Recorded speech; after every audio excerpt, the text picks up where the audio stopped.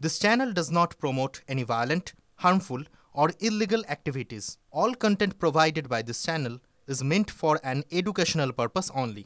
বাদ্যকর দিল্লিতে তাই কি এখন পর্যন্ত ওই ঢাকের বাদ্যি আর বারুদের গন্ধ পাওয়া যায়নি? আর সেই অভাবটা এই মোহাম্মদ সেলিমরা তারা কি করছেন?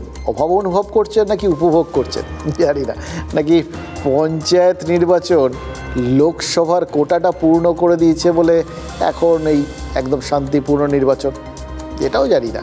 তবে নির্বাচন কমিশন কিন্তু এই চতুর্থ দফায় একটা অশনি সংকেত দেখেছেন, দেখে ফেলে বুঝেছেন যে আত্মতুষ্টিতে ভুগলে পরবর্তী ক্ষেত্রে কিন্তু ভুগতে হবে। ফুটবলে এটা বলে জানেন তো, যে কোচেরা বলেন যে খেলার দুটো সময় খুব ডেঞ্জারাস। এক হচ্ছে যখন হাফ টাইমের কয়েক মিনিট আগে, আর এক হচ্ছে খেলা শেষের কয়েক মিনিট আগে। তখন দলগুলোর মধ্যে, খেলোয়াড়দের মধ্যে একটা বেশ গা ছাড়া ভাব আসে, এই হয়ে গেছে আর 1 মিনিট পরেই তো হাফ টাইম হয়ে যাবে, অথবা আর 1 মিনিট তাহলেই খেলা শেষ। এই যে ষষ্ঠ দফার ভোট হতে চলেছে, কত কোম্পানি আসছে জানেন? 1000 কোম্পানি, মানে লাখখানেকের ওপরে লোক, কেন্দ্রীয় বাহিনী, তারা এখানে বুথ পাহারা দিতে আসছে। বুথ না, বাংলা পাহারা দিতে আসছে। শুধু বুথের ভেতরে নয়, আশেপাশের এলাকাতেও এবার জলপাইগুড়ির দিকে ঘুরে বেড়াতে দেখবেন। হাজারে হাজারে প্যারামিলিটারি আসবে।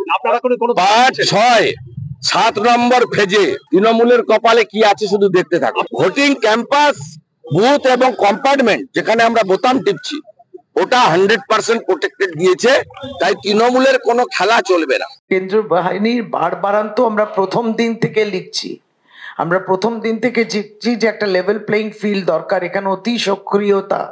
শুধু তাই নয়, তার সঙ্গে দেখা যাচ্ছে যে একেবারেই ভোটাররা কাকে ভোট দেবেন সেখানেও প্রভাব খাটাচ্ছেন বিএসএফ এবং সিআইএস। জওয়ানদেরকে দিলে হবে না, জওয়ানদেরকে তার সাথে অ্যাক্টিভলি ভোটটা যেভাবে শান্তিপূর্ণ করতে যা যা করা দরকার সেটা করতে হবে। অনেক জায়গাতে আমরা জওয়ানদেরকে একটু ইনঅ্যাক্টিভ দেখছি, আর একটু অ্যাক্টিভ হতে হবে। ওই বিশাল সংখ্যক আধা সেনার একাংশ আজ সন্দেশখালীতে পৌঁছেছে। সুন্দরবনের ফাঁড়িতে ওই জলপাই ক্যামোফ্লেজের স্রোতটা কিন্তু ক্রমশই বাড়বে। আর এর উল্টো ছবিটা কোথায় দেখতে পাবেন? কাশ্মীরে।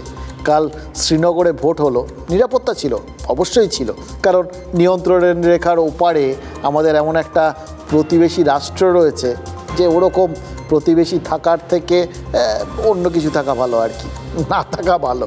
কিন্তু তারপরেও কাশ্মীরে উৎসবের মেজাজেই ভোটটা হলো। যারা এতদিন ভোট বয়কট করতেন তারা লাইনে দাঁড়িয়ে ভোট দিলেন, যারা ভোট বয়কটের ডাক দিতেন তাদের ভোটের লাইনে দাঁড় করানো কিন্তু চারটিখানি কথা নয়। আমাদের রাজ্যে দলে দলে কেন্দ্রীয় বাহিনী আসছে, এ নিয়ে আক্ষেপ করলেই শুনতে হবে যে ওই রাজ্যকে বদনাম করার চক্রান্ত চলছে। কিন্তু এই কাশ্মীরকে দেখার পর একটা কথা বলুন তো, এভাবে আর কতদিন আমাদের সত্যকে অস্বীকার করতে হবে?